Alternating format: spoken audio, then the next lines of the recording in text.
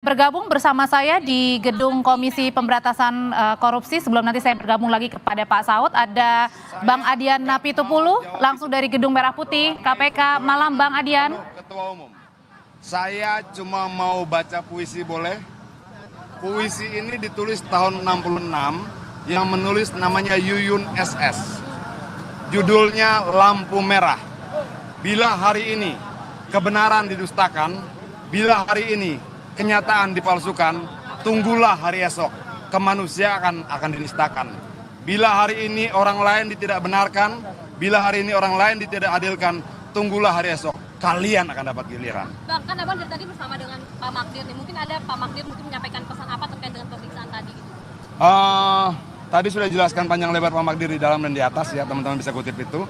Dan menurut saya cukup membacakan puisi itu, saya mau ke DPP dulu.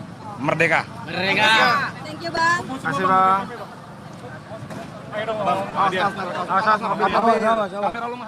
Ya, pesan dari politisi PDI Perjuangan sebelum akhirnya meninggalkan gedung KPK adalah setelah Hasto resmi ditahan, Adian Napitupulu bersama dengan kader PDI Perjuangan lainnya langsung menuju ke DPP PDI Perjuangan untuk berkoordinasi lebih lanjut apa tindakan yang akan dilakukan selanjutnya usai Sekjen PDIP Hasto Kristianto resmi ditahan oleh KPK. Saat ini saya kembali mengajak bergabung bersama dengan Pak Saud Situmorang. Pak Saud, kalau tadi menyambung pertanyaan saya sebelumnya sebelum jeda iklan nih Pak Saud, bahwa tadi pada saat sebelum diperiksa KPK pagi harinya Mas Hasto ini bilang, saya ini bukan pejabat negara begitu. Kenapa sampai dibeginikan begitu? Tidak ada kerugian negara terhadap kasus yang mencoba ditimpakan kepada saya. Apakah pernyataan tidak menjabat sebagai pejabat negara ini bisa diterima? Iya, memang ya, beliau tidak pejabat negara ya, walaupun kemarin masih ada perdebatan sebaiknya kalau pengurus partai itu dikategorikan pejabat negara.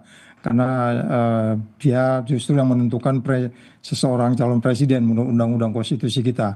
Tapi itu perdebatan, sehingga memang dia tidak penyelenggara negara. Tetapi yang disuapnya itu penyelenggara negara, dalam hal ini komisioner. Nah, itu penyelenggara negara, dia menyuap penyelenggara negara. Soal bagaimana itu interaksinya terjadi, bagaimana itu apa yang mereka putuskan, seharusnya AM itu menggantikan calon yang meninggal di dalam proses pemilu, sehingga kemudian harus digantikan, pada bagian lain ada kaitan dengan nomor urut, kemudian mereka mengirim surat ke Mahkamah Agung untuk kemudian diberi izin untuk kemudian partai politik menentukan siapa yang harus menggantikan yang meninggal.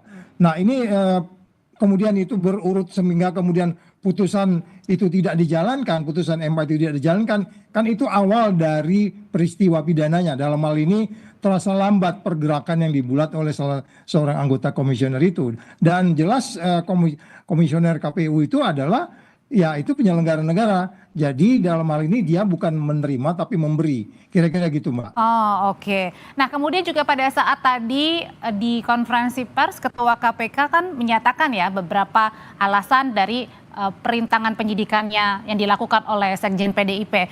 Ini seperti merendam handphone, kemudian HK atau Hasto ini juga mengumpulkan dan mengarahkan beberapa orang-orang pada saat di KPK untuk tidak memberikan keterangan sebenarnya. Nah, sebenarnya kalau dilihat dari sini alasannya, buktinya di mana nih?